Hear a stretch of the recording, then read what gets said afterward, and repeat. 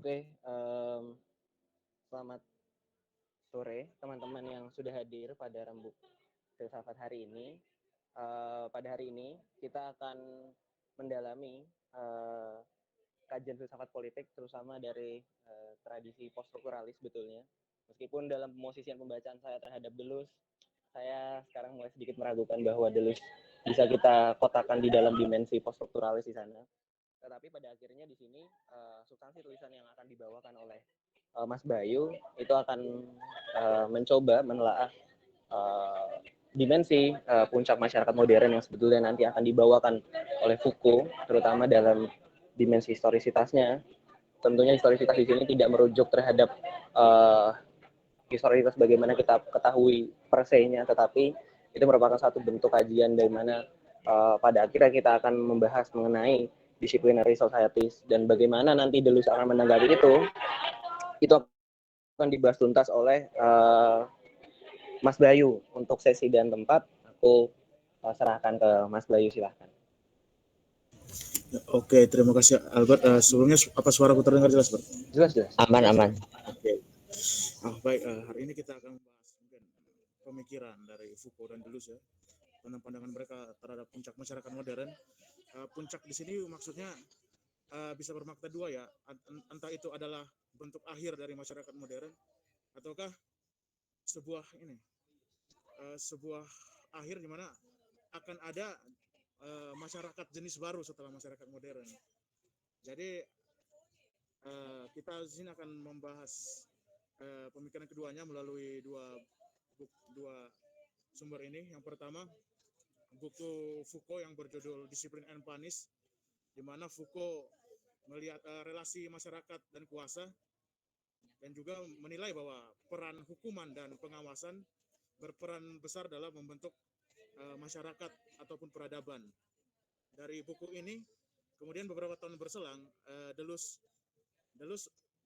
memberi komentar gitu terhadap karya Foucault ini dalam bentuk tulisan postscript tentang control societies. Jadi kalau bagi Foucault itu masyarakat modern akan berhenti pada masyarakat disiplin, Deleuze menilai bahwa setelah masyarakat disiplin masih ada jenis masyarakat baru atau masyarakat kontrol. Bahkan bisa dikatakan sebelum masyarakat disiplin dirumuskan Foucault, masyarakat modern sendiri justru sudah masuk dalam masyarakat kontrol. Nah, untuk itu kita akan membahas terlebih dahulu nih karya Discipline and Punish-nya Foucault tentang masyarakat berdaulat dan masyarakat disiplin.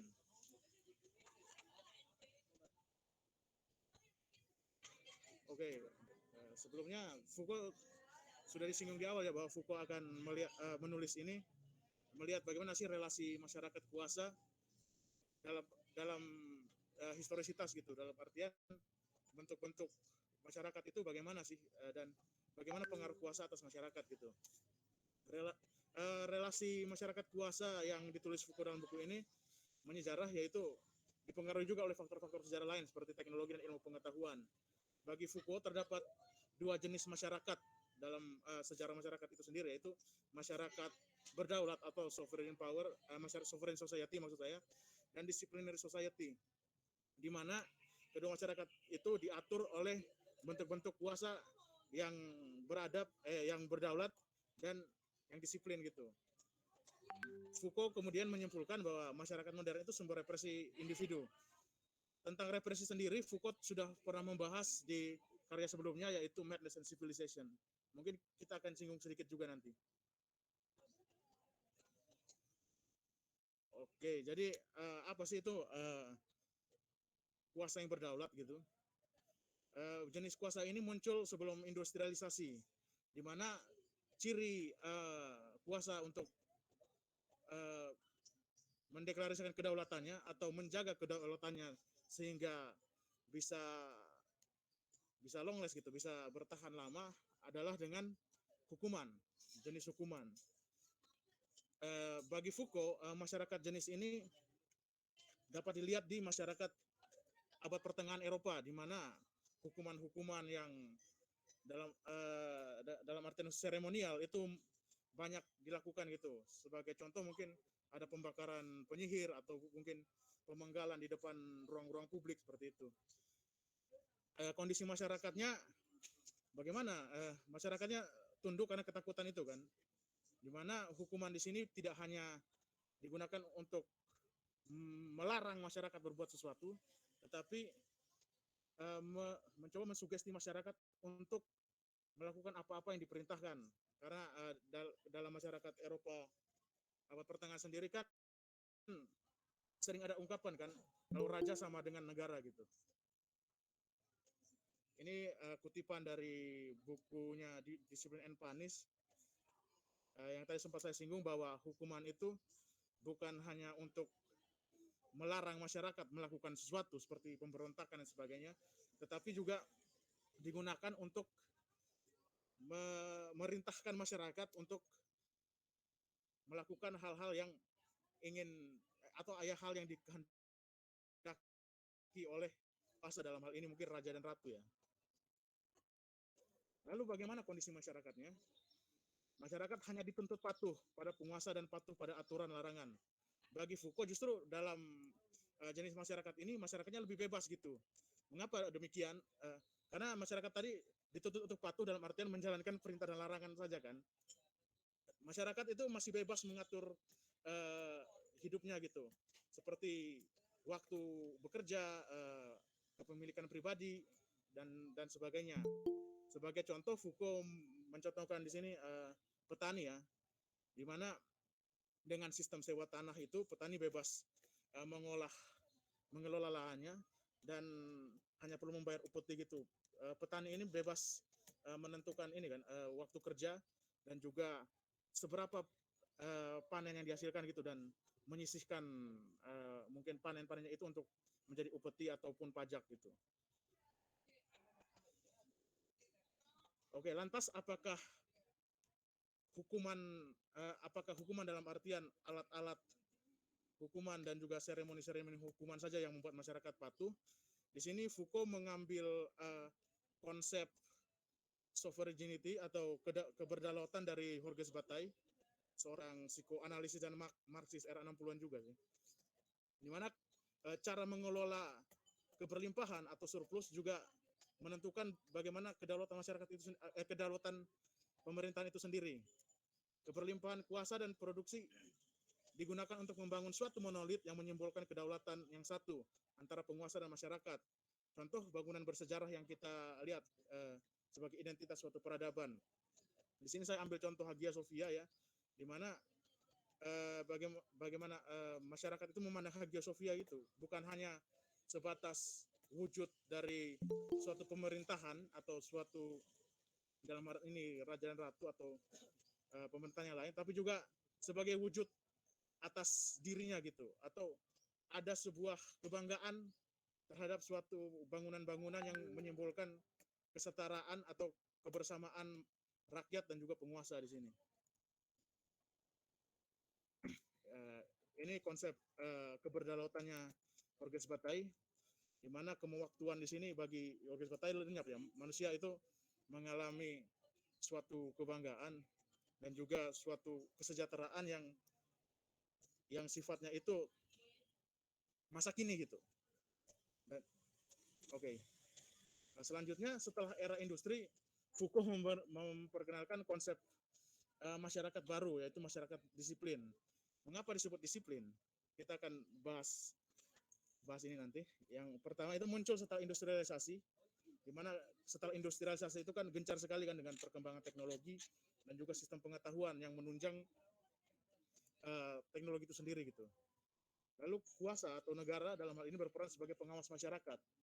Karena fungsinya pengawasan, kuasa ini membutuhkan perangkat-perangkat untuk mengawasi masyarakat gitu. Ruang-ruang privat manusia selalu diawasi, mulai dari ruang masyarakat, keluarga, hingga individu. Apa artinya ruang-ruang itu dikuasai? Yang pertama,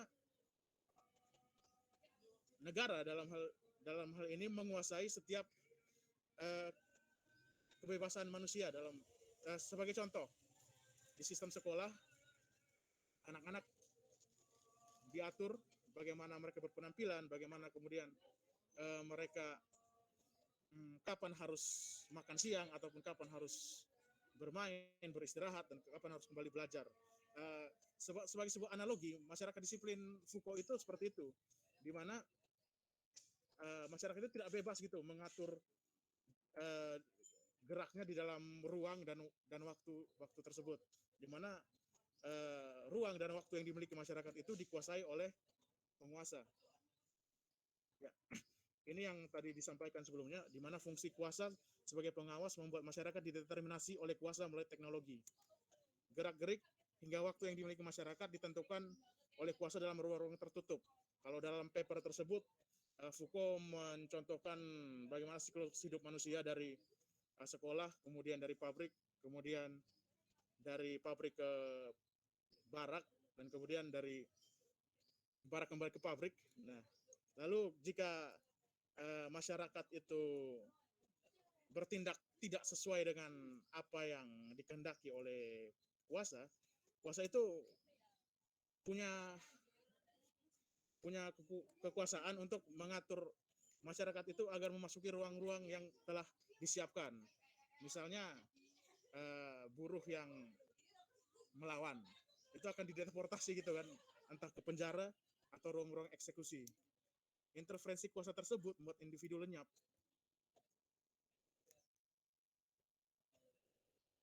Bagaimana kemudian masyarakat disiplin itu menyikapi keberlimpahan atau surplus dalam hal ini ya? Kehidupan masyarakat dirancang untuk produksi dalam ruang-ruang tertutup. Ruang-ruang tertutup ini seperti yang saya maksudkan adalah ruang-ruang yang kita bisa masuk asalkan ditentukan oleh penguasa atau negara dalam hal ini. Keberlimpahan digunakan untuk membangun mesin-mesin pengawasan untuk menjamin produksi. Contohnya kalau dalam buku Disiplin and Punish, Foucault mencontohkan bagaimana jam yang mengatur kerja buruh, lalu CCTV yang mengatur gerak-gerik masyarakat.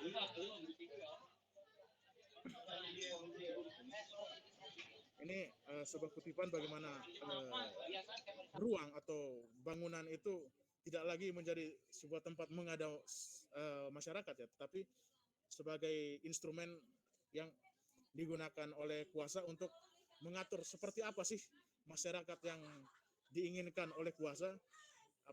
Dalam hal ini mungkin sebagai contoh pabrik ya, bagaimana buruh yang harus telaten, bekerja 8 jam sehari, lalu mungkin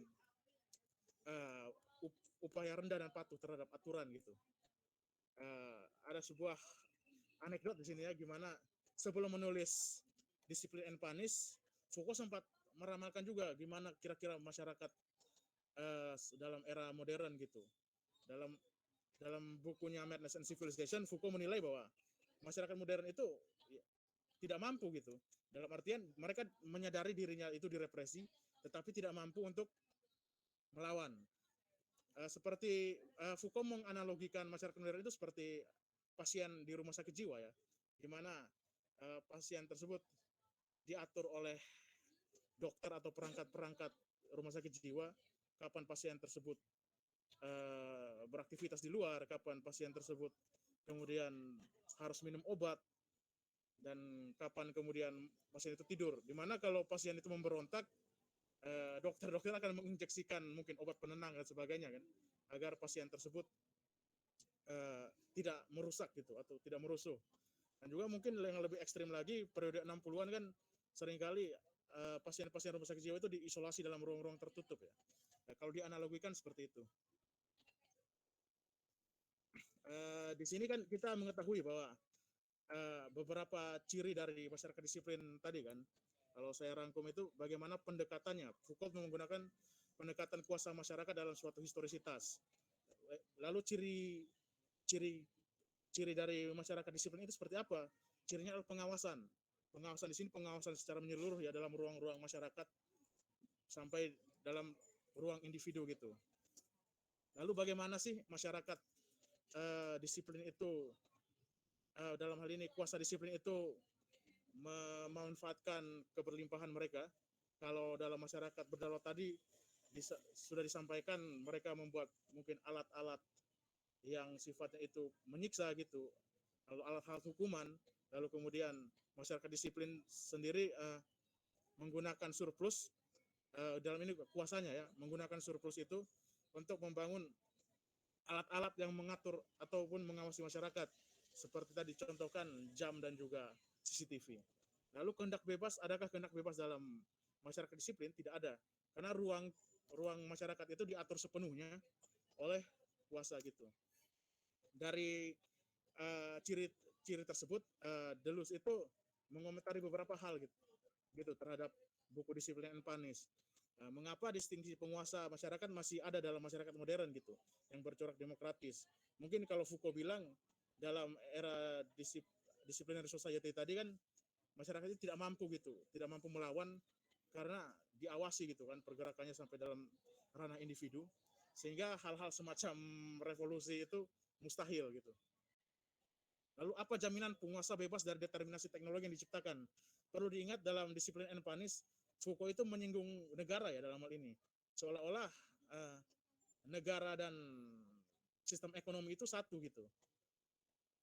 Tapi bagi Deleuze itu di atas itu semua justru sistem ekonomi lah yang mengatur masyarakat gitu. Dalam artian apa? Baik perangkat-perangkat negara ataupun masyarakat sama-sama mengalami apa yang disebut Foucault represi tadi. Tadi pertanyaan mengenai apakah kesadaran masyarakat atas represi tidak dapat dibuahkan. Sudah, lalu apa masyarakat modern masih mengalami keberlimpahan? Padahal sistem ekonomi dibatasi oleh ketersediaan sumber-sumber daya alam. Perlu diingat tadi kan kata kuncinya adalah ruang tertutup, di mana ruang-ruang seperti mungkin pertanian misalnya, itu kan dikuasai juga oleh kuasa kan. Dan karena ruang tertutup, kuasa itu tidak bisa ini, dalam artian hanya melihat sumber-sumber daya alam itu sebagai sesuatu yang harus dikerjakan gitu, dan bukan sesuatu yang harus diproduksi. Lalu apakah negara menjadi institusi tertinggi dalam masyarakat modern? Nah, tadi dibahas kan bahwa bagi Deleuze ada sistem ekonomi yang bahkan tingkatnya itu berada di atas negara. Tetapi selain historisitas dalam masyarakat, buku Deleuze ya, postscript Deleuze, masyarakat kontrol itu, Deleuze juga melihat sisi ini ya, logik atau sebuah sistematisasi dan juga program gitu. Mungkin kita akan bahas ke sistem dulu ya. Nah, ini yang tadi saya singgung, Deleuze tidak hanya melihat masyarakat dalam historitas semata. Deleuze mengamati masyarakat melalui logik atau fungsi dan program dalam sistem masyarakat. Lalu Deleuze dalam masyarakat kontrol melihat 3 aspek besar, yaitu ruang, identitas, dan informasi. Nah, mungkin kita akan sedikit ke ontologi Deleuze sendiri. Dalam masyarakat disiplin, identitas seseorang dideterminasi oleh kuasa dalam ruang-ruang tertutup. Contoh sekolah, siswa, pabrik, buruh, penjara tahanan gitu. Maksudnya begini, kalau dalam masyarakat disiplin tadi kan, ketika seseorang berada di sekolah, maka identitas orang tersebut adalah siswa gitu. Karena identitasnya siswa, maka orang tersebut harus menuruti peraturan yang dibuat untuk siswa, seperti itu. Lalu kewaktuannya kan linear gitu kan, dari sekolah langsung setelah mungkin tamat gitu atau lulus ke pabrik, di situ identitas orang itu berubah gitu menjadi buruh, di mana harus mematuhi aturan-aturan dalam pabrik itu juga, dan di penjara juga gitu kan. Identitas orang tadi berubah lagi menjadi tahanan, di mana punya dalam menjalani kehidupannya di penjara, orang tersebut harus mematuhi peraturan-peraturan yang ada. Deleuze mencoba merevaluasi makna ruang sebagai sebuah tempat yang otonom dan menentukan identitas seseorang. Kata kunci tadi, enclosed space. Deleuze melihat identitas sebagai representasi eksistensi yang selalu bersifat relasional dengan identitas lain. Sehingga ruang seharusnya dimaknai sebagai suatu relasi antara sesuatu dengan yang lain, bukan suatu tempat yang otonom dan tertutup. Ini sempat Deleuze bahas dalam bukunya Difference and Repetition, di mana Deleuze itu kan bagi realitas gitu, jadi virtual dan aktual kan. Di situ kesamaannya apa? Kesamaannya bahwa kehadiran sesuatu itu selalu bersifat relasional. Misal kalau Brian Masumi itu mencontohkan di dalam pengantar Anti-Oedipus, bagaimana meja itu bisa bereksistensi gitu. Ada relasi dengan tukang kayu misalnya. Lalu relasi tukang kayu sendiri kan berelasi juga dengan mungkin sistem sosial. Kenapa sih meja itu motifnya begini? Lalu mungkin tukang kayu tersebut juga berelasi dengan sistem pengetahuan. Apa sih tipe kayu yang cocok untuk membuat meja dan seperti itu. Jadi yang sempat saya singgung tadi, semua yang bereksistensi itu kan bersifat selalu koeksis kan. Kalau teman-teman agak susah memahami, mungkin saya ambil analogi ini deh, analoginya Lakong gitu tentang teori subjek, gimana kehadiran kita menyadari kehadiran kita yang mungkin independen dari orang di sekitar ketika kita menyadari ada keterpisahan antara kita dengan ibu gitu. Jadi kalau dalam psikoanalisis kan ada Oedipal kompleks di mana ada kesadaran anak atas dirinya, lalu kesadaran anak atas sang ayah sebagai simbol dari aturan, dan juga kesadaran anak atas si ibu sebagai sumber ini kasih sayang gitu. Oke, lalu apakah kemudian revaluasi makna ruang itu tidak punya implikasi? Banyak sekali ya implikasi yang dialami ketika kita memaknai ruang sebagai realitas. Identitas diri dalam masyarakat kontrol bersifat sublim atau sublimasi dalam hal ini ya, maksudnya sublimasi itu seperti apa ya, gas, kalau kata Deleuze dalam postscript ini, seperti gas, seperti spirit gitu yang tidak terlihat tetapi bisa kita rasakan gitu ya. Karena ruangnya itu bersifat relasional, maka ruang itu tersebut dapat berubah-ubah tergantung pada relasi subjek terhadap yang lain. Kalau teman-teman mahasiswa mungkin pernah mengalami ini kan, kuliah daring itu kan, dimana kita itu hadir mungkin bisa hadir di ruang-ruang sublim yang berbeda. Sebagai contoh, kita duduk di sini berada di ruang maya, ruang rembuk kan, tapi mungkin saja sebagian dari kita ada yang juga berelasi dengan ruang lain, mungkin ruang game dan sebagainya. Jadi individu itu ruang itu bersifat relasional dan kita bisa mengaksesnya dalam waktu yang sama gitu. Lalu konsekuensi dari ruang dan identitas yang sublim adalah sublimasi adalah relasi subjek dengan yang lain tidak terbatas. Subjek terus memproduksi secara terus-menerus dalam waktu ke waktu.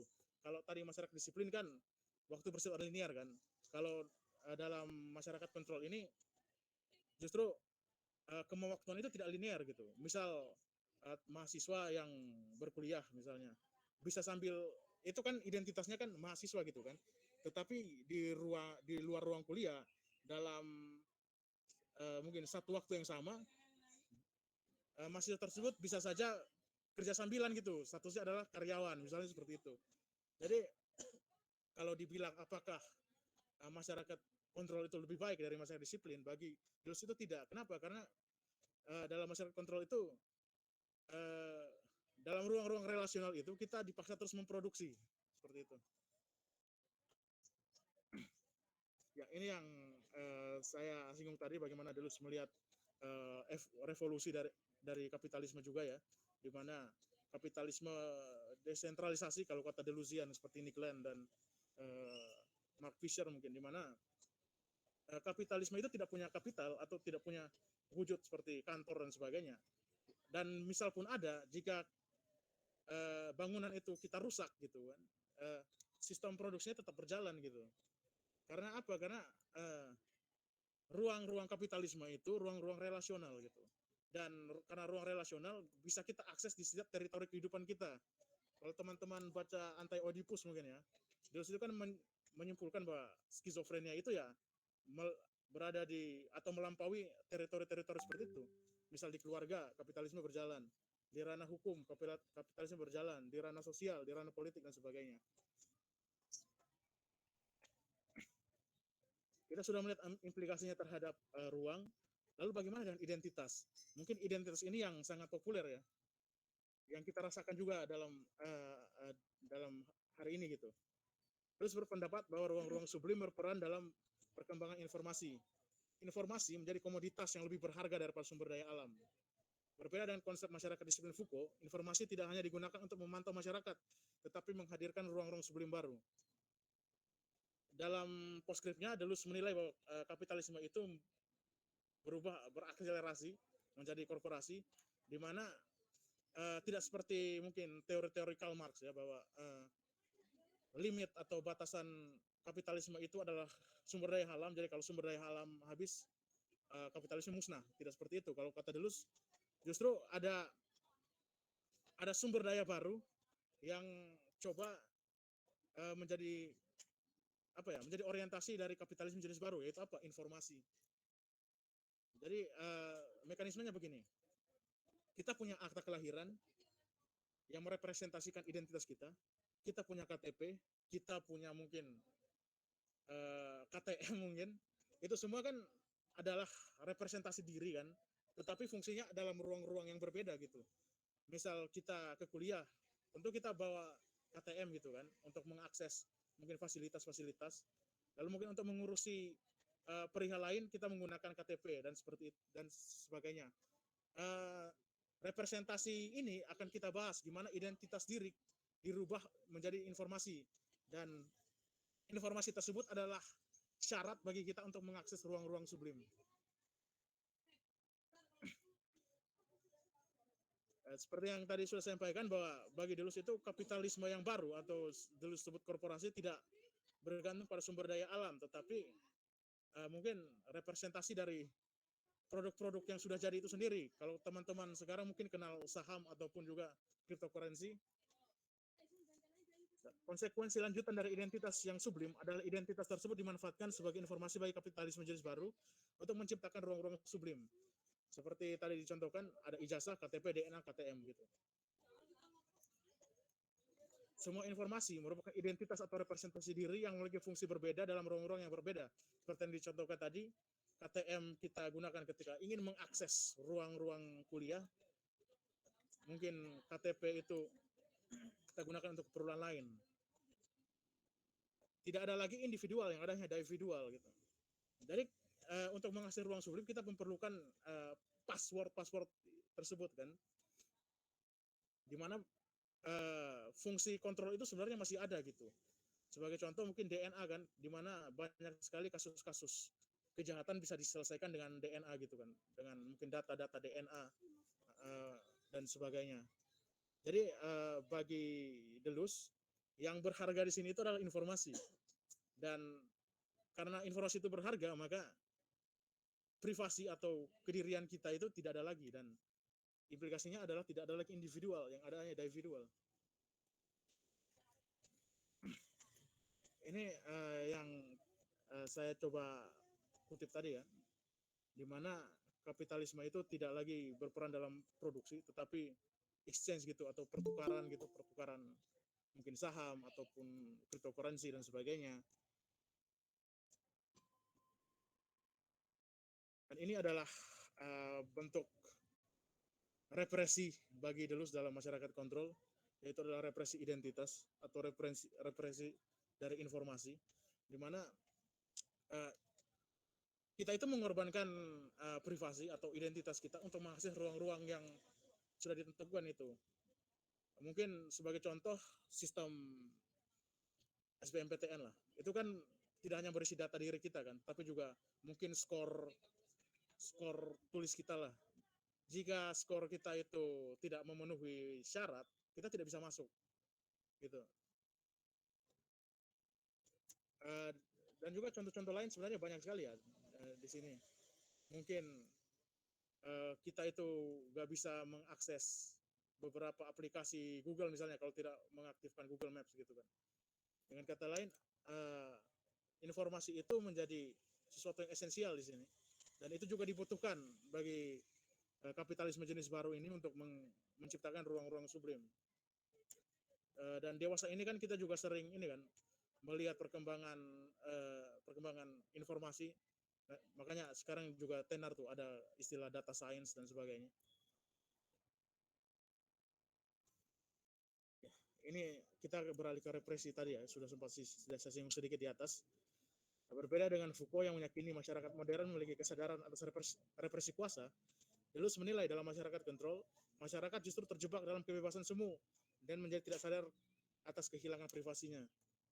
Kalau Foucault tadi mengatakan bahwa masyarakat itu sadar gitu bahwa dia itu dipantau, diawasi, tetapi karena diawasi itu masyarakat tidak bisa menimbulkan perlawanan. Kalau bagi dulu sendiri, dalam masyarakat kontrol itu kita tidak sadar bahwa kita itu direpresi atau kita itu diawasi melalui secara tidak langsung melalui informasi-informasi yang kita berikan gitu. Bagi Deleuze, negara dalam masyarakat kontrol tidak mengatur ruang-ruang masyarakat. Masyarakatlah yang menempati ruang tersebut dengan ketentuan yang disepakati. Sebagai contoh tadi kan syarat, misal SBMPTN, kita ingin masuk universitas ini, itu punya requirement sendiri. Dan mungkin saja requirement itu justru tidak kita temukan gitu, ataupun kita tidak menyadarinya sebelum kita masuk ke sana. Kalau ada ambil contoh suatu fakultas di universitas kan ada requirement tidak tertulis tuh, misalnya good looking gitu kan biar bisa masuk dalam fakultas akuntansi kalau nggak salah ya, perbankan. Oh, thank you Rian. Informasi sebagai prasyarat dapat dimiliki oleh masyarakat dengan menukar identitasnya seperti yang tadi disampaikan. Identitas kemudian dirubah menjadi password untuk mengakses ruang-ruang sublim tersebut. Permasalahannya adalah setelah masuk dalam ruang sublim, kita tidak tahu apa yang akan dilakukan dengan informasi yang kita berikan. Nah, mungkin saya ambil contoh media sosial lah. Mungkin kita diberi kebebasan dalam search engine gitu kan, mencari topik yang kita sukai. Lalu setelah kita mengakses itu, ketika kita membuka media sosial lagi, mungkin di beranda atau kolom pencarian, algoritma tersebut kan mencoba menangkap identitas kita gitu. Misal kita klik foto makanan, tiba-tiba keluarnya postingan-postingan yang berbau makanan. Ini beberapa contoh-contoh dari mungkin bagaimana pelanggaran privasi itu terjadi gitu dalam kehidupan hari ini, dan di mana privasi dalam bentuk informasi itu disalahgunakan untuk kebutuhan-kebutuhan lain atau penciptaan ruang lain gitu. Lalu kalau tadi masyarakat disiplin itu menggunakan surplusnya atau keberlimpahannya itu untuk menjamin produksi melalui sistem pemantau, bagaimana dengan masyarakat kontrol dalam artian di sini masyarakatnya ataupun sistem ekonominya itu memanfaatkan surplus ini. Seperti yang tadi sudah disampaikan, kapitalisme pada masyarakat kontrol bergantung pada arus informasi. Berbeda dengan masyarakat disiplin, keberlimpahan tidak digunakan untuk menciptakan mesin-mesin pengawas, tetapi ruang-ruang sublim untuk diisi oleh masyarakat. Kita mungkin kenal banyak sekali media sosial ya, dengan fungsi-fungsi yang berbeda juga, Instagram, Twitter, mungkin juga Telegram mungkin, atau Tinder bahkan. Kapitalisme menjelma menjadi korporasi, di mana tidak bergantung pada sumber daya alam. Jadi fokus kapitalisme adalah pengelolaan informasi untuk menjamin masyarakat tetap memproduksi dan mengkonsumsi. Jadi yang ditekankan di sini adalah bagaimana informasi itu dapat diterima dan apa feedbacknya sehingga masyarakat itu mau masuk dalam ruang-ruang tersebut untuk memproduksi dan mengkonsumsi gitu. Informasi menjadi komoditas utama dan sebuah keharusan bagi masyarakat untuk mengaksesnya gitu. Jika tidak memiliki password, masyarakat tidak dapat mengakses ruang-ruang sublim. Konsekuensinya apa? Manusia tanpa password akan berada di luar sistem gitu. Kalau kata Foucault kan, ketika di dalam masyarakat disiplin, seseorang melakukan perlawanan, sistem-sistem tersebut kan akan mengetahuinya langsung gitu kan. Lalu menempatkannya dalam ruang-ruang tersendiri gitu. Semisal penjara dan sebagainya. Kalau Deleuze sendiri tidak mencontohkan kejahatannya, tetapi lebih menyatakan konsekuensi sosial. Misalnya ketika masyarakat atau individu lah ingin mengakses atau memasuki ruang kuliah, lalu juga ketentuan-ketentuan tersebut tidak dapat dijumpai dalam informasi identitasnya, maka orang tersebut tidak akan mampu mengakses ruang itu. Jadi dia akan tetap berada di luar sistem gitu. Lalu konsekuensi etisnya ada nggak sih? yang terpenting adalah pengelolaan informasi agar masyarakat tetap terkontrol, menjamin keadaan homeostasis pada suatu masyarakat. Di mana informasi itu tidak dipandang di atas bagian, di mana informasi itu kan berada di atas bagian buruk gitu. Jadi dalam keseharian itu pengaturan informasi lah yang utama. Kalau saya mencontohkan gimana masyarakat ini ya, kajian-kajian sibernetik lah, di mana sibernetik itu juga melihat informasi untuk menjamin kontrol gitu atau keadaan homeostasis ini. Jadi misal ada kejadian yang sifatnya itu destruktif, informasi itu kan difilter gitu untuk apa? Untuk menjaga kestabilan dari suatu masyarakat. Jadi kejahatan mungkin di dalam poskernya dulu tidak menyatakan secara eksplisit ya, tetapi melalui bagaimana informasi itu terbentuk lalu dikelola, bisa kita simpulkan bahwa di luar sistem itu masyarakat tidak punya akses di luar sistem tersebut gitu. Jadi yang berada di luar sistem ya bukan masyarakat. Nah, saya ambil analogi Disneyland lah, gimana untuk mengakses wahana kita memerlukan ketentuan-ketentuan yang mungkin menjadi identitas kita gitu. Misal ada wahana yang hanya boleh dinaiki oleh orang dengan tinggi berapa senti gitu. Lalu ada wahana yang hanya boleh dinaiki oleh orang dengan umur tertentu. Kita jika diri kita itu tidak memenuhi standar tersebut, ya kita tidak bisa mengakses mengakses ruang-ruang tersebut gitu. Lalu yang setelah kita membahas logik dari masyarakat kontrol, kita beralih ke program gitu. Bagaimana kemudian kapitalisme garis baru ini bisa menjaga agar masyarakat itu tetap terkontrol gitu. Sistem kerja ala kapitalisme diterapkan sedini mungkin dalam kehidupan manusia. Dalam postscript tersebut, terus melihat bagaimana sekolah-sekolah vokasi itu mengalahkan universitas gitu. Misal sekolah-sekolah kejuruan gitu kan. Masyarakat hanya dirancang untuk bekerja atau membangun hal-hal fungsional untuk menjamin proses kapitalisme. Seperti disampaikan, kenapa sih sekolah-sekolah kejuruan atau advokasi itu lebih populer? Karena ya mereka langsung terjun gitu dalam sistem-sistem produksi kapitalisme. Sehingga siklus hidup itu produksi dalam tanda kutip secara kreatif, yaitu konsumsi. Maksudnya apa? Produksi secara kreatif ini adalah masyarakat mampu menciptakan ruang-ruang baru untuk kemudian diisi dan diakses oleh masyarakat lainnya. Dan juga akses itu sama dengan konsumsi gitu. Jadi kehidupan di masyarakat kontrol itu hanya sebatas repetisi dari produksi dan konsumsi. Sama seperti masyarakat disiplin, bedanya adalah pengawasan dari kuasa-kuasa itu tersebut tidak ada. Manusia itu lebih dibebaskan gitu, masyarakat lebih dibebaskan untuk menciptakan sendiri ruang-ruangnya dan juga menentukan kemewaktuannya. Mungkin di akhir paparan ini, which way gitu, saya ajak teman-teman berdiskusi, jalan yang mana sih yang akan terjadi gitu dalam masyarakat modern? Apakah justru kita sudah masuk dalam konsep masyarakat yang dipaparkan kedua filsuf tersebut, ataukah kita akan masuk dalam konsep yang dipaparkan dua filsuf tersebut, dan mana yang lebih baik itu? Ataukah justru kita itu memasuki di era sintesis antara dua konsep besar itu, antara masyarakat disiplin dan masyarakat kontrol. Mungkin sekian presentasi dari saya, Albert.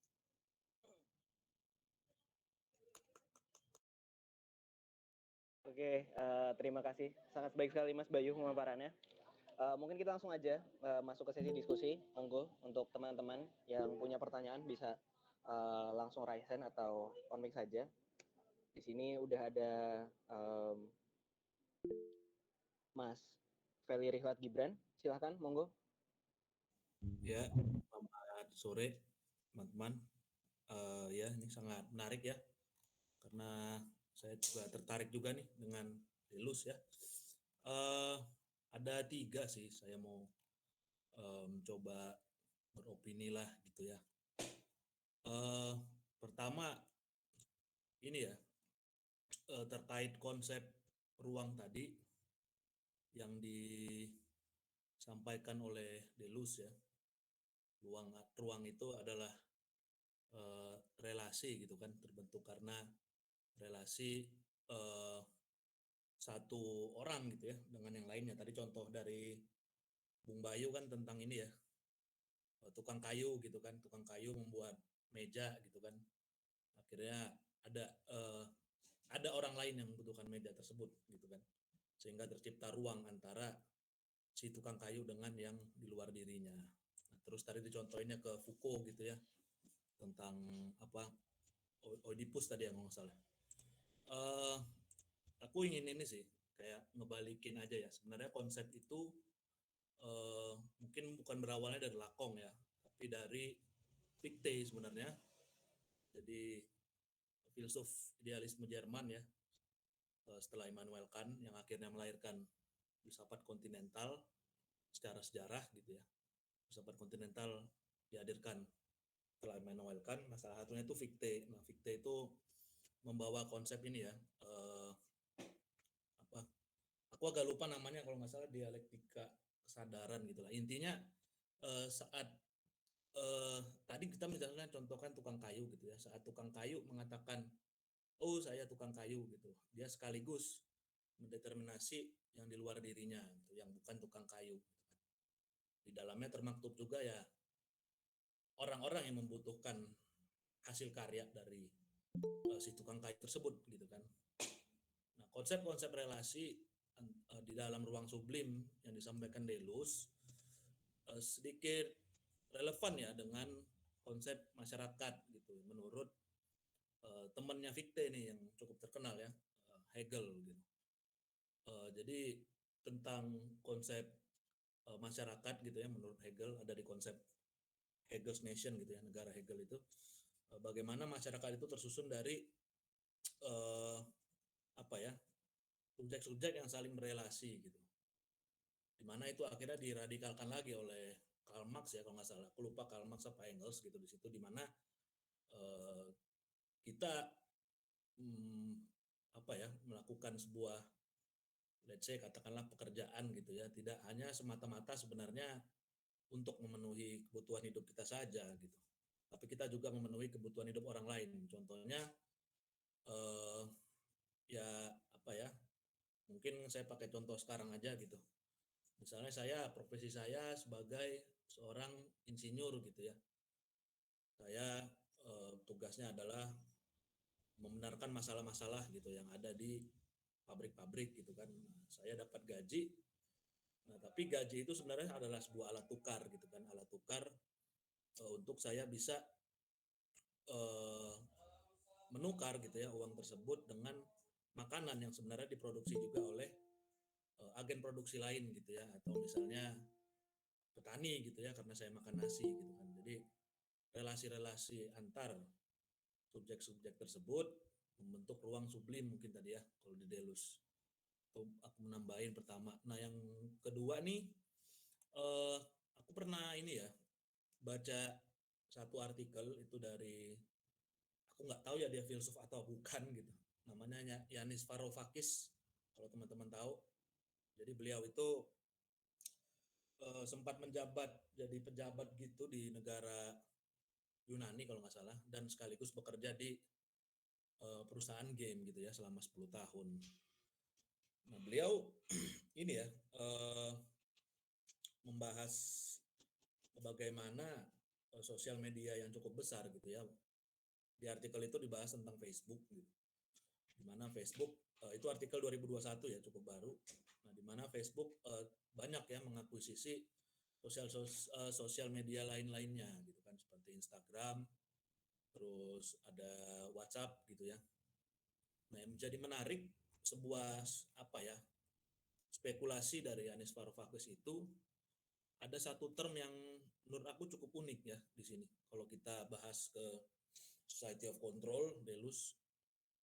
Nah, Yanis Varoufakis itu menggunakan term yang disebut techno-feudalism gitu kan. Nah, seperti apa? Nah, ini mirip tadi ya. Kalau di Foucault mungkin bahasanya sovereign society gitu ya. Pra-industrial tadi kan kata kuncinya. Itu kan sebenarnya salah satu era feudalisme. Terus tadi disebutkan juga masyarakat tanda kutip memiliki kebebasan untuk bekerja gitu ya. Tidak kebebasan secara penuh tentunya, asalkan membayar upeti gitu ya ke baron-baron gitu kan, landlord atau raja atau apapun lah itu. Nah sebenarnya sadar atau tidak sadar, apa yang kita lakukan sekarang pun dengan bersosial media gitu ya, itu apa ya, kita itu memberikan data gitu kan, memberikan informasi ke ya Google, kita sekarang pakai Google Meet gitu ya, atau Facebook misalnya, dengan ini aku masuk pakai email, nama asliku langsung ketahuan gitu kan, Feli Rilat Gibran gitu.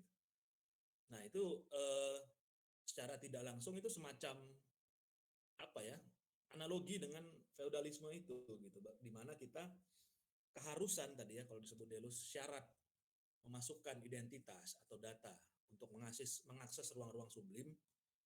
Nah itu secara tidak langsung seperti membayar pajak gitu, membayar pajak ke landlordnya. Landlordnya siapa? Yang menyediakan ruang virtual, yaitu Google kalau di kita sekarang, atau kita mungkin teman-teman saya bisa pastikan hampir semua ya pakai WhatsApp gitu kan, itu kan punya Facebook, di situ ada data kita, nomor kita dan sebagainya. Nah itu sebenarnya sadar tidak sadar itu semacam kayak di era sekarang kita diharus apa ya, untuk berinteraksi gitu ya, untuk bisa kuliah, untuk bisa belajar filsafat di sini gitu. Kita butuh internet gitu kan, kita butuh email misalnya nih biar bisa masuk Google Meet. Nah itu mengharuskan kita gitu. Mereka tuh nggak apa ya, konsepnya itu tidak memaksa. Kita tidak dihukum gitu ya. Kita tidak dihukum jika tidak memiliki akun Gmail misalnya, atau memiliki apa ya, akun WhatsApp gitu. Kita tidak dihukum jika tidak memiliki itu gitu. Tapi kondisi era digital itu yang akhirnya memaksa kita mau nggak mau kan gitu. Nah itu yang akhirnya data yang kita berikan menjadi sebuah value gitu ya di kapitalisme digital ini, itu beranalogi seperti di feudalisme gitu. Walaupun mungkin sebagian ya kalau di Indonesia bikin akun sosmed itu nggak dibaca gitu kan, terms and conditionnya ya udah centang aja lah gitu kan. Nah itu sebenarnya penting juga. Nah sama yang ketiga ya, aku nggak tahu ini benar-benar tulisan Delus atau enggak. Tadi yang aku lihat di PPT, ini aku melihatnya cukup ini ya, cukup mengganjal ya. Nah ini di slide ke-20 tadi aku udah download ya PPT-nya. Delus meyakini bahwa kapitalisme jenis baru tidak bergantung pada sumber daya alam, melainkan pada informasi. Nah ini aku nggak tahu ya apa pure dari Delus atau mungkin uh, dari jurnalnya gitu ya, atau interpretasi Bung Bayu tadi. Nah ini yang mungkin sering luput ya dari masyarakat pada umumnya. Aku kebetulan background dari engineering. Nah tahun lalu itu aku lupa 2 tahun lalu apa 2 tahun lalu, Google itu membuat satu kebijakan di mana video maksimal gitu ya, video maksimal yang bisa diupload itu 720 pixel. Udah yang 4K itu dibatasi lah, channel-channel tertentu aja. Itu sempat membuat kebingungan gitu kan bagi para YouTuber, terutama ada beberapa YouTuber yang curhat juga. Nah, aku ngobrol dengan temanku yang dari engineering gitu. Ngobrol, oh ternyata untuk mengakses informasi yang cukup besar dibutuhkan server ya, server yang besar gitu. Nah, server ini bentuknya seperti apa? Bentuknya entitas fisik. Mungkin teman-teman pernah nonton film-film science fiction gitu ya, yang ada ruang-ruang servernya besar gitu kan, terus apa dia tersusun dari banyak gitu ya, apa banyak prosesor lah gitu bahasanya ya. Nah, Google itu punya itu di banyak dunia, di banyak belahan dunia gitu ya. Dan karena keterbatasan itu, keterbatasan server-server itu, akhirnya keluar sebuah kebijakan agar YouTube itu, di mana YouTube punya Google juga sekarang, sudah diakuisisi, itu nggak bisa semuanya mengupload video yang di atas 720 kan gitu ya. Nah sekarang kalau kita ngomongin informasi, apakah informasi ini benar-benar lepas dari sumber daya alam gitu? Nggak bisa. Karena yang namanya internet, yang namanya arus informasi, itu butuh pertama ruang penyimpanan gitu kan, butuh apa ya, energi ya, sekarang listrik gitu ya. Nah pada akhirnya nggak tahu ya, aku agak risih ya melihat kalimat yang di slide 20 itu. Kayak seolah-olah tidak bergantung pada sumber daya alam gitu ya. Memang aku sepakat gitu. Yang menjadi apa ya, yang ditampilkan gitu ya, atau yang dijual gitu, yang diselling oleh kapitalisme digital ini, abad 21 ini, itu adalah informasi, data, dan sebagainya gitu ya. Tapi itu tidak lepas dari sumber daya alam gitu. Nah itu cukup ini ya, mengganjal aja sih. Mungkin ada pendapat ya dari teman-teman yang mendalami Delus, atau Delus mungkin tidak melihat dari sisi itu gitu. Terima kasih. Oke, mungkin Mas Bayu bisa menjawab langsung, menanggapi.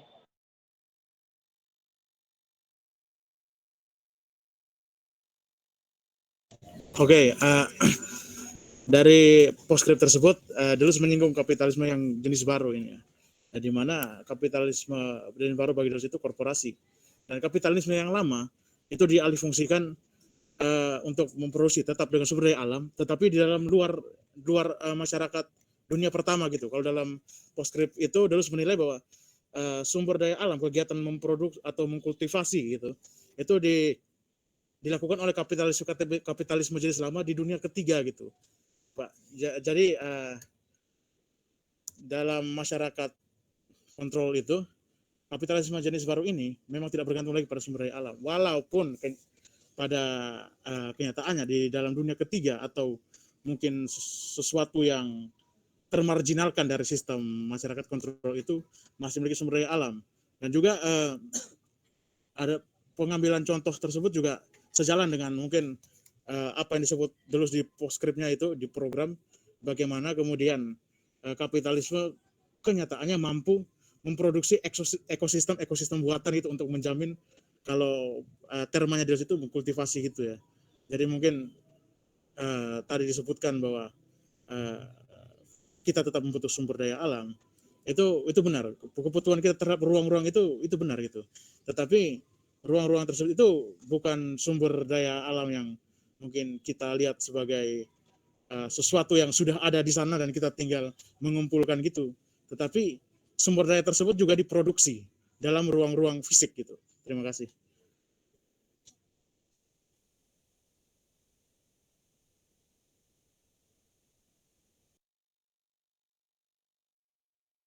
Mungkin dari Mas Feli Rihlat ada tanggapan?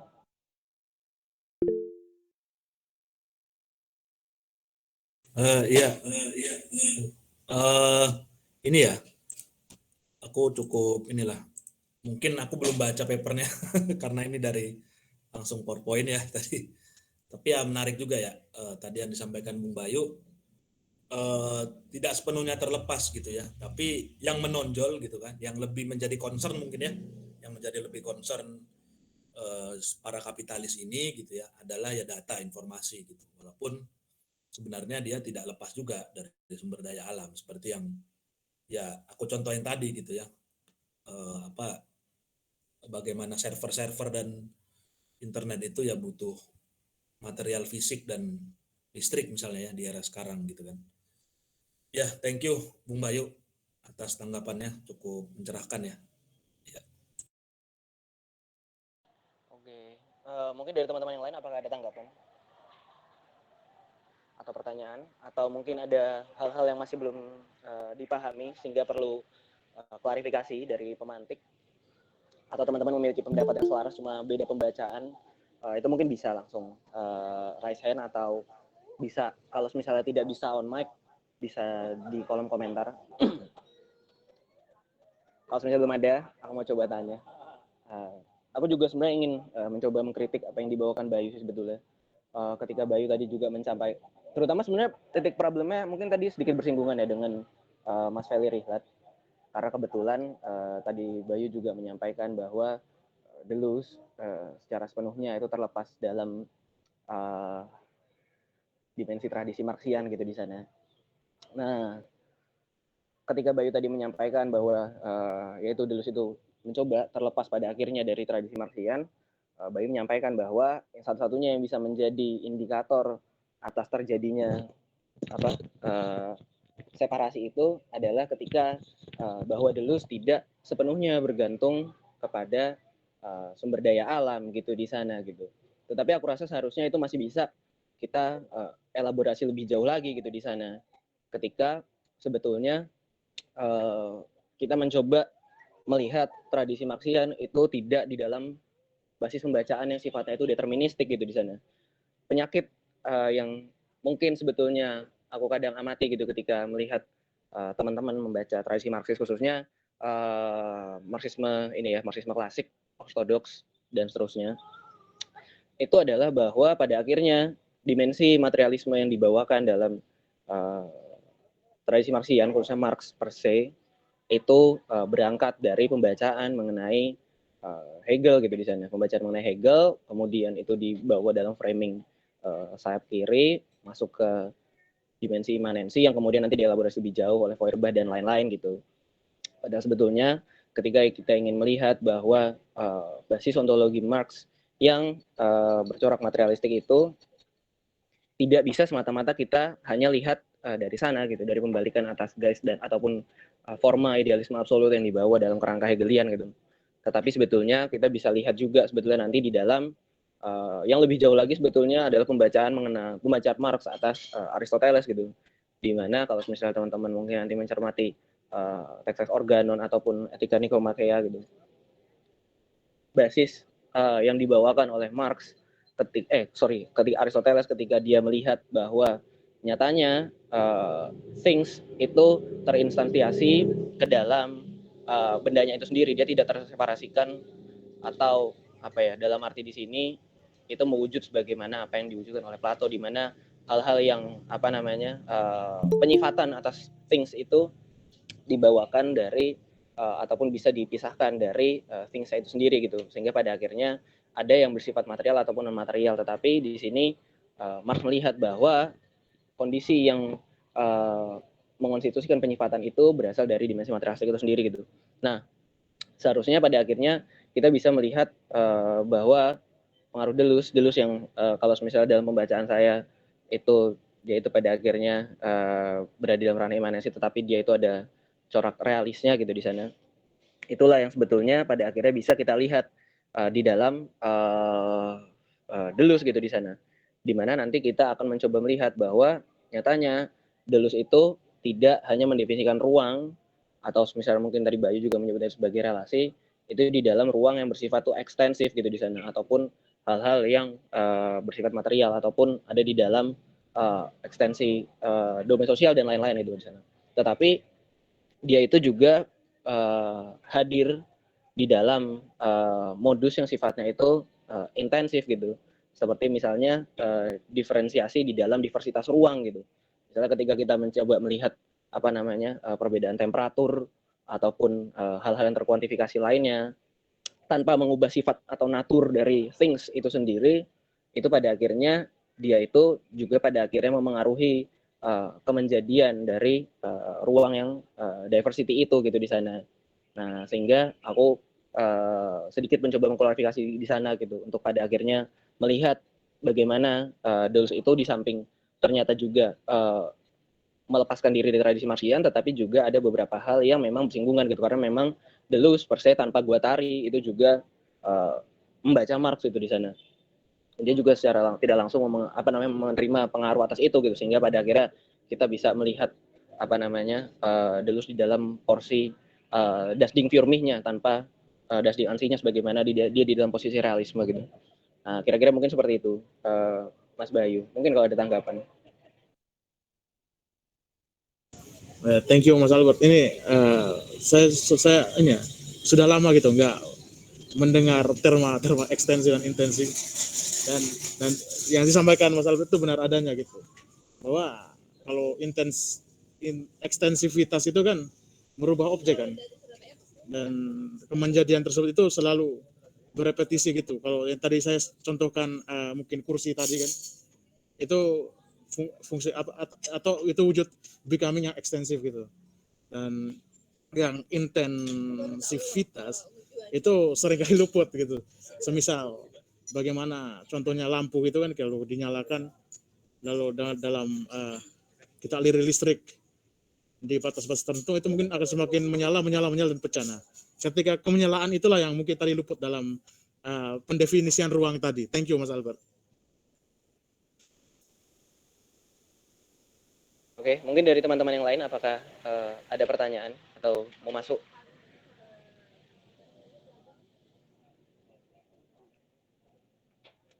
Teman-teman yang ada di sini.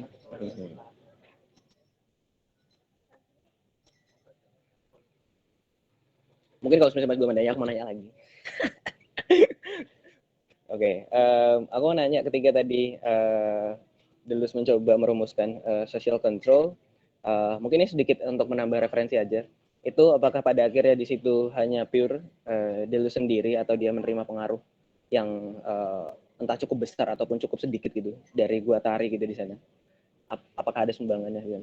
Itu sih karena aku rasa kalau misalnya mau ekspansi sumber pembacaan atau kita mau mencari bacaan lebih lanjut sebagaimana apa yang dipaparkan Deleuze dalam diskusi kali ini itu mungkin bisa membantu gitu. Oke, mungkin Mas Bayu silakan. Oke, thank you Mas Albert. Jadi kalau pembaca Deleuze itu kan kotak-kotakan Deleuze itu menjadi dua ya. Deleuze pra Guattari dan Deleuze pasca Guattari gitu. Dimana sebelum Guattari itu kan Deleuze lebih banyak ini ya terpengaruh oleh Spinoza, Bergson dan sebagainya. Dan konsernya itu memang ontologi murni gitu. Mungkin difference in itself gitu dan repetition gitu. Lalu logic and sense juga sebenarnya masih Deleuzian sekali walaupun ada Guattarinya gitu.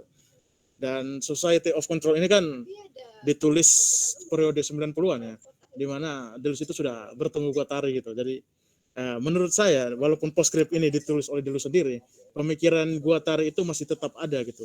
Salah satu contohnya ketika pemaknaan kapitalisme sebagai sebuah sistem yang skizofrenik gitu atau melampaui teritori tertentu gitu. Itu sih pendapat saya Mas Albert. Oke, terima kasih Mas Bayu. Aku sudah menduga dari tadi. Oke, teman-teman yang lain apakah ada tanggapan atau mau masuk? Mungkin teman-teman yang mungkin baru membaca Deleuze gitu, ingin bertanya apapun gitu mengenai Deleuze ataupun pun juga Foucault gitu. Itu kalau misalnya ada hal-hal yang ingin diketahui ataupun hal-hal yang ingin diklarifikasi gitu terkait penyampaian tadi juga banyak sekali istilah-istilah yang aku rasa mungkin juga cukup baru gitu ketika teman-teman ingin memulai satu pembacaan yang baru gitu mengenai Deleuze. Nah itu mungkin bisa masuk untuk mencoba bertanya ataupun mencoba mengklarifikasi dengan Mas Bayu. Monggo teman-teman.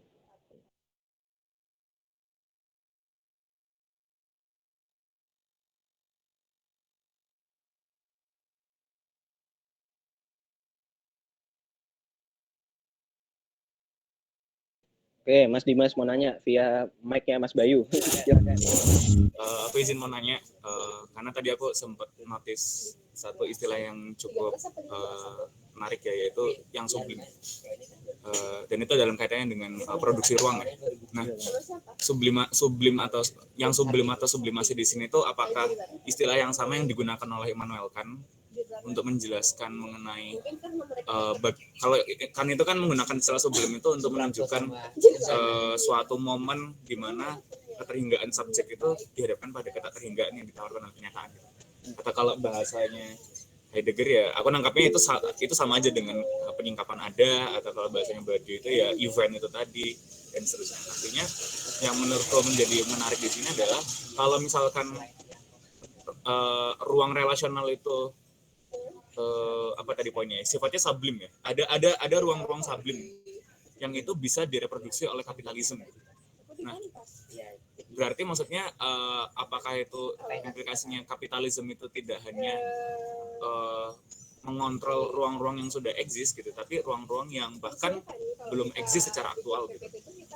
Yang sublim itu tadi. Nah, dan yang kemudian dimaksud sebagai ruang yang sublim yang diproduksi kapitalisme tadi itu apakah ruang virtual kalau dalam kerangka Deleuze atau yang benar-benar baru gitu. Yang benar-benar baru kan artinya ya dia belum ditangkap oleh ontologi gitu. Yang artinya di luar yang virtual tadi atau gimana? Oke. Istilah ruang sublim sebenarnya sudah kalau pembaca dulu sendiri kan sudah akrab dengan mungkin Brian Massumi atau Manuel Delanda kan. Sublim di sini kan ini kan Mas, diambil dari bahasa Prancis tentang sifat gas gitu ya, sublimasi gitu. Nah, makanya tadi saya sempat bilang sublimasi kan. Gimana dari sifat gas tersebut kan itu kan berevaporasi dan tidak ada wujudnya gitu, tapi tetap dirasakan gitu. Dalam hal ini itu masih dalam ruang-ruang virtual seperti itu, Mas. Jadi masih sesuatu yang mungkin belum teraktualisasikan, tetapi sudah bisa dipikirkan atau dalam ranah potensial seperti itu. Ini berkaitan juga dengan informasi sih, bagaimana kemudian data itu kan bisa diolah tidak hanya untuk merujuk kondisi sekarang aja, tapi bisa meramalkan kondisi-kondisi kedepannya seperti itu, Mas. Thank you.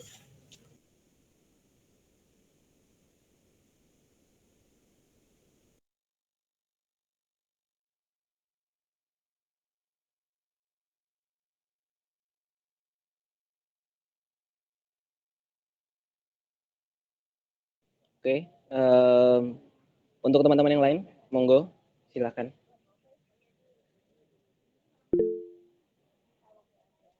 Oke, ada dari Mas Bayu Aji, yuk monggo. Oke, terima kasih kesempatannya. Halo, suara saya masuk loh, Mas? Masuk. Oke.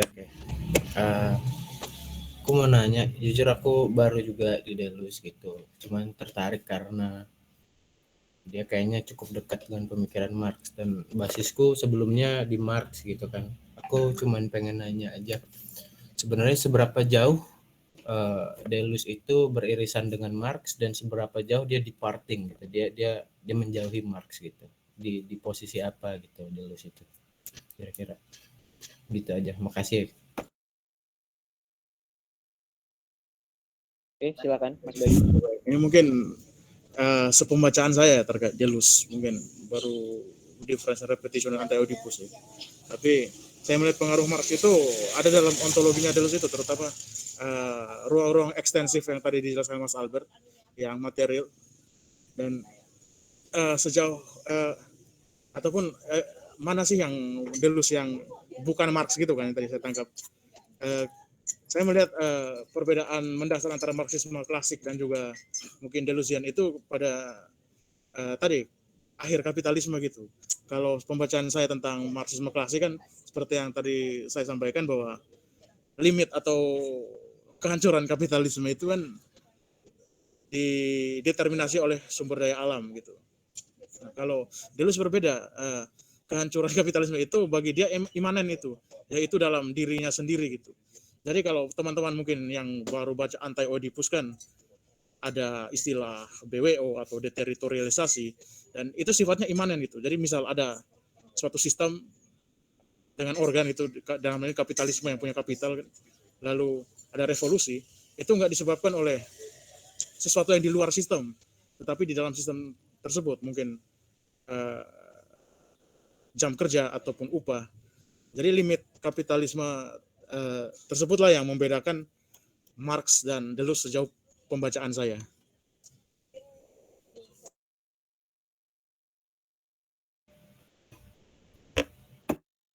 Oke, mungkin dari Mas Bayu aja ada tanggapan?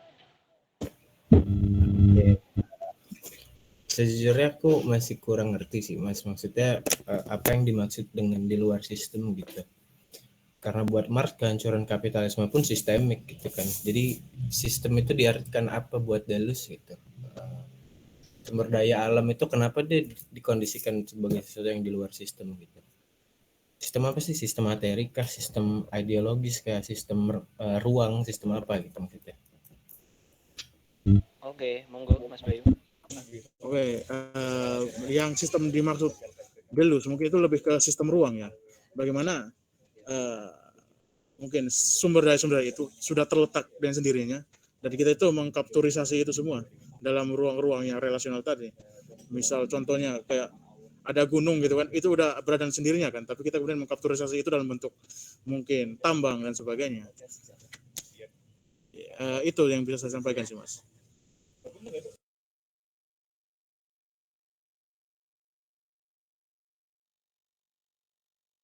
Oke, monggo Mas Felix Richard, yuk masuk.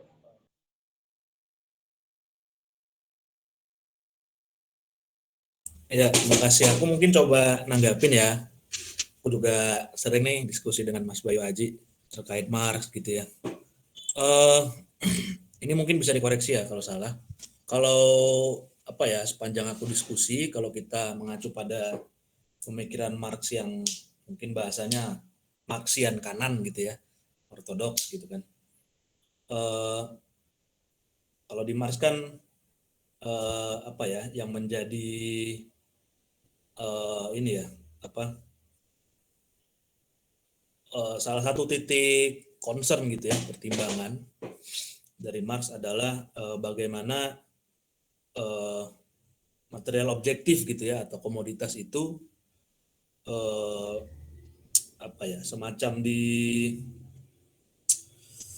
terkumpul gitu kan, terkonsentrasi pada ya para kapitalis itu gitu ya, sehingga ini sepanjangnya aku diskusi ya, aku nggak baca Das Kapital juga, sehingga kesadaran menurut Marx itu kan kesadaran kelas itu gitu kan akan terbentuk dengan sendirinya gitu ya. Nah maka kalau kita ini mengacu pada Marx gitu, aku nggak tahu di Das Kapital apa Communist Manifesto ya, dengan sebuah logika bahwa proletar ini gitu kan secara jumlah lebih banyak gitu, harusnya ya kita merevolusi gitu kan, para proletar ini harusnya sangat apa ya, sangat logis gitu untuk melakukan revolusi, dalam artian agar sumber-sumber komoditas tersebut gitu ya bisa terdistribusi gitu, tidak terkonsentrasi pada agen-agen tertentu gitu ya, atau para kapitalis. Nah itu yang pemahaman aku ya kalau di Marxis yang ortodoks gitu ya. Terus lahirnya Frankfurt School itu kan yang mungkin bahasanya Marxis yang kiri gitu kan, malah mereka semacam memformulasi bahwa kesadaran kelas itu kita bisa bentuk dengan apa ya, mempengaruhi ideologi para manusia-manusianya gitu kan. Jadi permainannya di ideologi gitu ya, sesuatu yang ideologi ini dalam artian bukan ideologi ini ya, bukan ideologi kayak Pancasilais atau apa gitu, atau sosialisme dan lain-lainnya, tapi ideologi itu dalam artian sebuah bagaimana si subjek-subjek gitu ya, manusia-manusia ini apa ya, melihat atau mensintesis dirinya dan realita yang di luar dirinya gitu kan, kalau kita pakai perspektif psikoanalisis gitu ya, ideologi itu. Nah kalau aku pernah diskusi juga nih sama Mas Bayu juga, Mas Bayu Aji, ada beberapa sumber bacaan ya terkait Deleuze di situ. Kayaknya aku ngelihatnya lebih kentalnya ke ini ya, ke Frankfurt School itu gitu, di mana Deleuze dengan menggunakan term skizofrenik itu gitu kan, dari kata skizofrenia tentunya. Skizofrenia ini kan kalau aku sejauh yang aku baca ya, ini interpretasi aku sendiri sih, bagaimana kenapa Deleuze menggunakan term itu adalah orang-orang skizofrenia ini semacam orang yang apa ya, belum terpahami aja gitu kan, dia di luar common sense gitu ya, karena perbedaan intensivity tadi gitu ya. Nah itu akhirnya ada beberapa tulisan gitu ya, sumber-sumber yang menyebutkan bahwa menurut Deleuze gitu ya, tadi kan ada masalah ruang sublim gitu ya, terus di slide nomor 29 tadi kalau aku lihat itu bagaimana manusia dituntut untuk melakukan produksi kreatif gitu ya, untuk menciptakan ruang sublim baru yang akhirnya akan menjadi konsumsi bagi manusia-manusia lain gitu ya. Nah, di sini yang menarik dari Deleuze adalah kita harus menjadi sedikit skizofrenia gitu, dalam artian bukan skizofrenia kita harus seperti orang skizofrenia per se gitu, tapi bagaimana kita menjadi seabsurd mungkin gitu di mata para kapitalisme gitu ya. Even data-data kita gitu kan, histori-histori kita mungkin di sosial media atau di YouTube dengan algoritma tertentu, bagaimana akhirnya kita tidak terchannel gitu. Karena Deleuze sendiri melihat even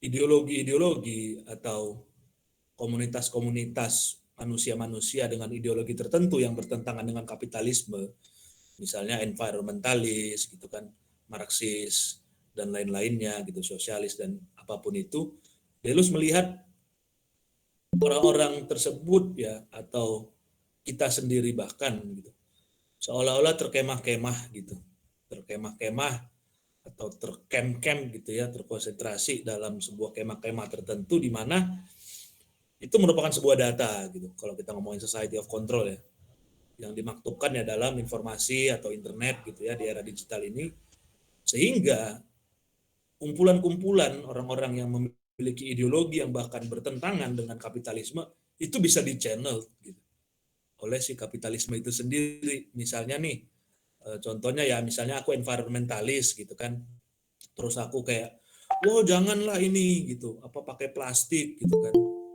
terus wah ada sedotan besi gitu kan. Nah itu terchannel juga gitu orang-orang seperti aku di era kapitalisme ini gitu kan.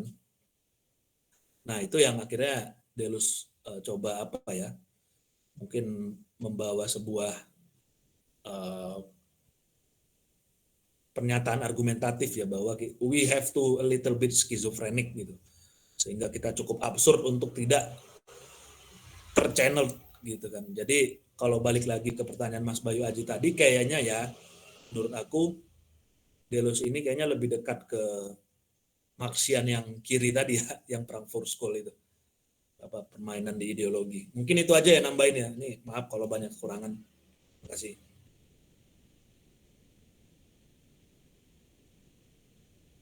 Oke, mungkin dari Mas Bayu dulu, apakah ada tanggapan? Oke, menarik memang, terutama pembahasan skizofrenik tadi dan juga Marxian tadi ya. Menarik juga kalau kita bahas kondisi Deleuze saat menulis mungkin Anti Oedipus dan dengan Felix Guattari itu ya. Dimana kan setelah revolusi 68 yang gagal kan, sekolah-sekolah Prancis yang Marx itu kan terbagi-bagi gitu. Dan saya melihat Deleuze itu tidak mengambil jalan ini ya, jalan mungkin revolusi secara di jalan, turun ke jalan gitu, tapi secara akademik gitu. Dan itu menarik memang. Bagaimana kemudian Deleuze merumuskan skizofrenia, yaitu sesuatu yang terlepas dari teritori dan punya sistem logik sendiri yang tadi sudah disampaikan oleh Mas Gibran itu sebenarnya sudah tepat gitu dalam mendeskripsikan bagaimana kapitalisme itu pada akhirnya ya bertindak secara skizofrenik gitu, atau berada beyond the system gitu. Jadi jangan kaget kalau kayak tadi misal tadi contohnya environmentalisme itu bisa dikapitalisasi atau tadi istilahnya apa tadi ya dimasuki oleh kapitalis lah. Karena kapitalisme itu ya sudah menjadi sesuatu yang sublim gitu dalam masyarakat kontrol. Itu mungkin tambahan dari saya, Albert. Oke. Dari teman-teman yang lain mungkin, apakah ada tanggapan?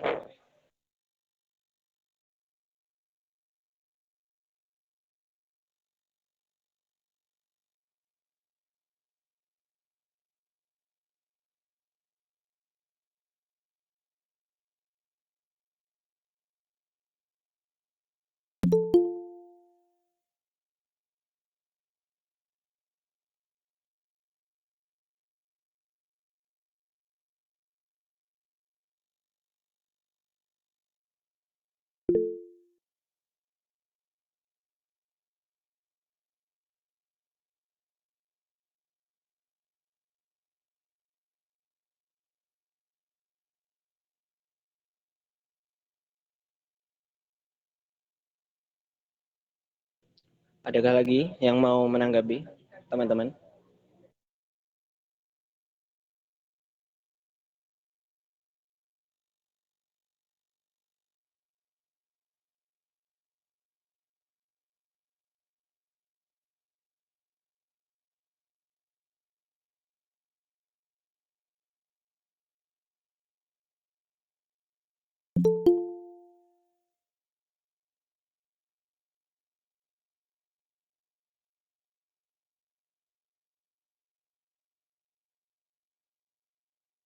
Oke, kalau misalnya mungkin sudah tidak ada lagi,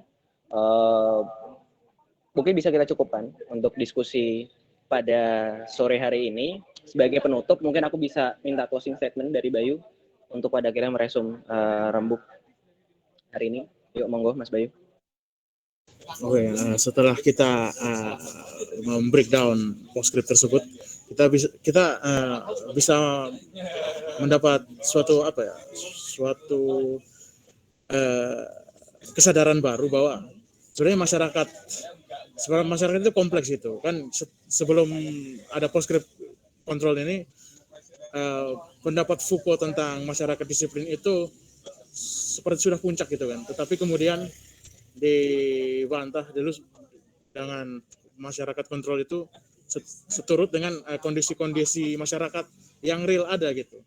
Jadi menurut saya bahwa pada akhirnya kita belum bisa menyentuh suatu puncak dari bentuk masyarakat modern gitu. Entah itu masyarakat modern adalah puncak peradaban atau justru setelah masyarakat modern itu ada sistem masyarakat yang baru lagi. Kita belum bisa mengatakan bahwa ada suatu finalitas dalam masyarakat. Mungkin itu, Albert. Terima kasih Mas Bayu.